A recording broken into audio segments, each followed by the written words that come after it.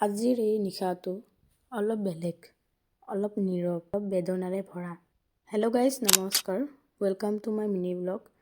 আজি 19 তাৰিখ, সকলোৱে জানে আজিৰ এই তাৰিখটোত কি হৈছে অসমৰ মানুহৰ লগত। আজি এনেকৈ ক'ব লগা হৈছে যে আমাৰ প্ৰাণৰ শিল্পী জুবিন গাৰ্গ বিহীন ছমাহ। কেনেকৈ ছমাহ পাৰ হ'ল ধৰিবই নোৱাৰিলোঁ। আমি আছোঁ আশাত বহি যে আমাৰ জুবিন দাই ন্যায় পাব বুলি, কিন্তু এতিয়ালৈকে ন্যায় পোৱা নাই। এইটোতকৈ ডাঙৰ কথা কি হ'ব পাৰে অসমৰ মানুহৰ বাবে, নহয়নে? প্ৰাণৰ শিল্পী জুবিন গাৰ্গ নাথাকিলে অসমটো যেন নিস্তব্ধ হৈ পৰে। তেওঁৰ কণ্ঠ, তেওঁৰ গান আজোই মাথোঁ স্মৃতি হৈ থাকিলেও হৃদয়ত সঁচাকৈয়ে জীৱন্ত।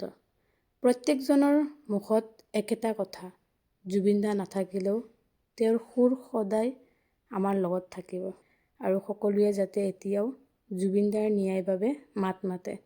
প্ৰাণৰ শিল্পীগৰাকীক শ্ৰদ্ধাৰে সোঁৱৰিলোঁ। আজিলৈ আহিছোঁ, আকৌ লগ পাম নেক্সট এটা মিনি ব্লগত। যিমান পাৰে সকলোৱে লিখক #জাষ্টিচ ফৰ জুবিন গাৰ্গ। ধন্যবাদ।